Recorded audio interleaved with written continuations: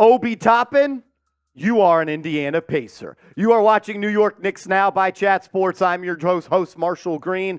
Breaking news here on the channel. This is why you subscribe. Go down right now, hit that thumbs up icon, subscribe, and turn your notifications on. And we're going to keep you in the loop on everything surrounding the Knicks as Obi Toppin has been traded from the New York Knicks to the Indiana Pacers on the second day of NBA free agency.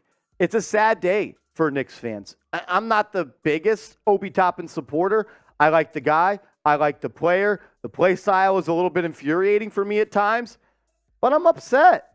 I am. I mean, this is a guy that was picked inside the top 10 just 3 years ago, and now the Knicks have taken that Ferrari off the lot, and they're trading it in for 2 future second-round picks. Is it ideal? No. Is it a good trade for the Knicks? No. The question is it a move that had to be done? I think it might have been. Obi was not in good standing with Tom Thibodeau. Him, being Obi, and Tom Thibodeau got into a physical and verbal altercation following Game 4 against the Miami Heat. The audio has been linked. It's leaked on my Twitter. You can go check it out. Obi said, "Yo, Tibbs, what the hell are you doing? You can't effing coach."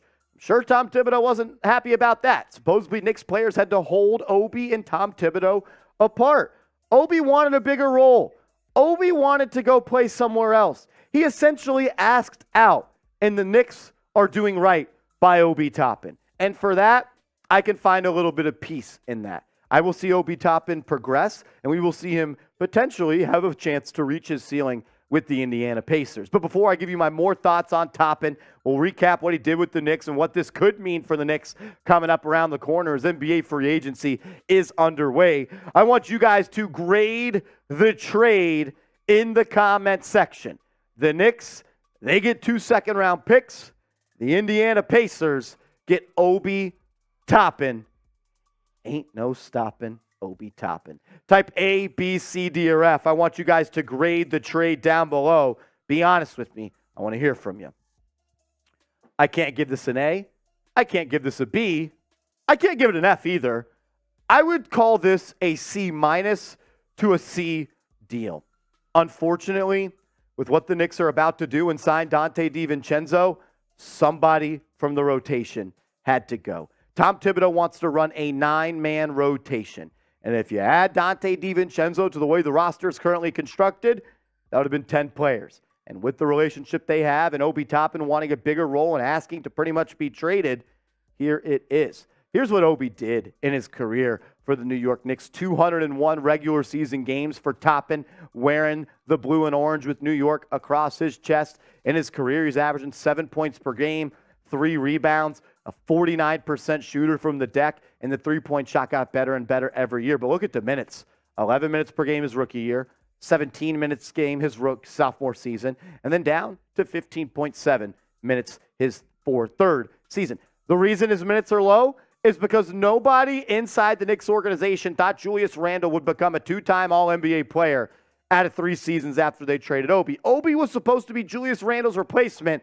Thing is, Julius didn't let that happen, and he became a top 50 player in the NBA. I love Obi. I'm sad to see him go, but I am happy he's going to be able to go somewhere where he's going to be actually able to play with a really good coach and hopefully be able to break through that ceiling that Tom Thibodeau put on him. A lot of reasons that the Knicks fans are upset about Obi Toppin was always the usage. And when he got minutes, he produced, right? I mean, his stats when a starter with the New York Knicks, Obi Toppin started 15 games, excuse me, for the New York Knicks in his 3-year career.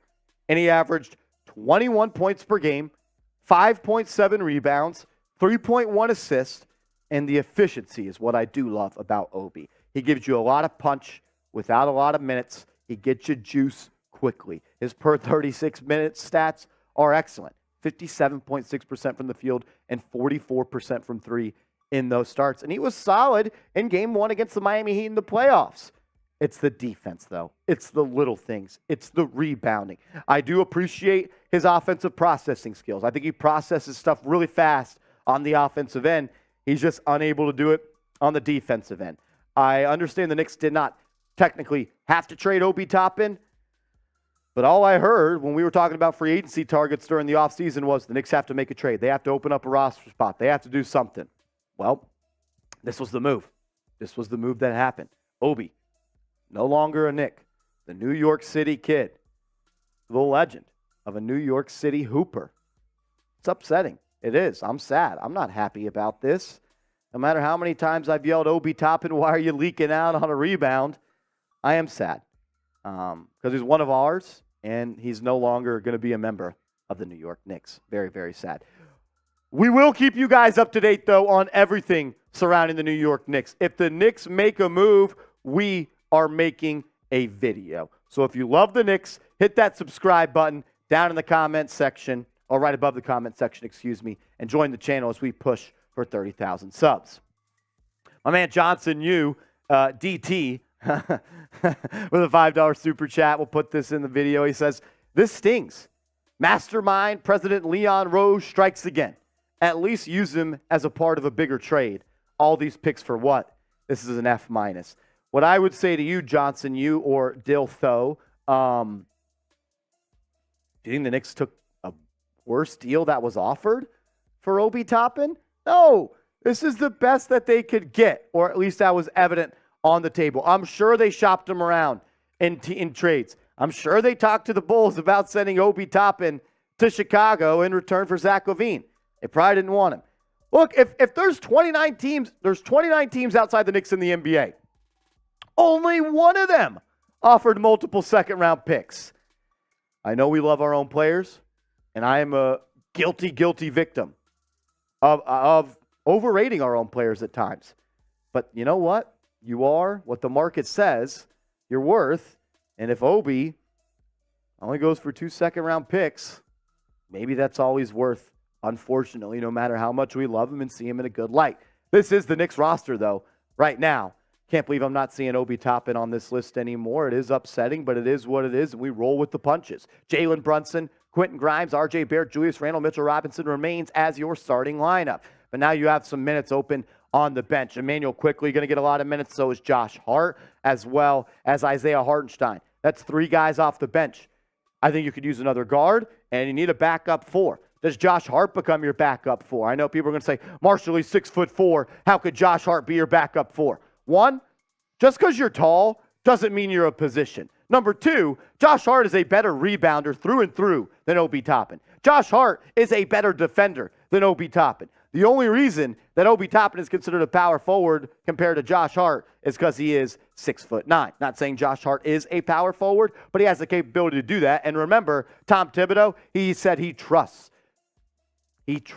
Josh Hart to be a 4. Not advocating for Josh Hart to be a 4, but I'll also say this.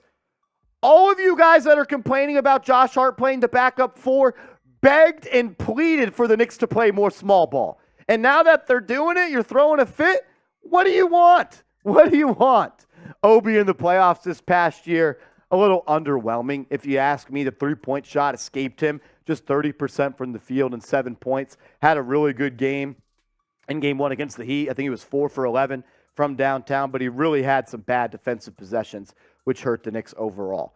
But if this is the last time we're going to talk about Obi Toppin here on the channel, let's show him some love. Knicks fans, light up the comment section. Stand up for our guy Obi Toppin, who I loved watching play for the Knicks. I'm sad he's gone. It wasn't a great trade, but it is what it is. You could be optimistic or you could be pessimistic. Show some love to Obi, though. Type number 1 in the comment section. Obi Toppin, no longer a member of the New York Knicks. Obi, thank you for everything. Thank you for the memories. Thank you for the fun. One of my favorite calls of this season, it's on my Instagram, and it's me doing the announcing of a play-by-play where it's Obi Toppin getting an alley-oop from RJ Barrett. It was that play against the Lakers. Obi Toppin with the steal. Pass it to Barrett. Barrett behind the back. Alley-oop. Obi Toppin. I'll miss screaming Obi Toppin's name. Obi, thank you. We appreciate you. And New York is always going to have your back.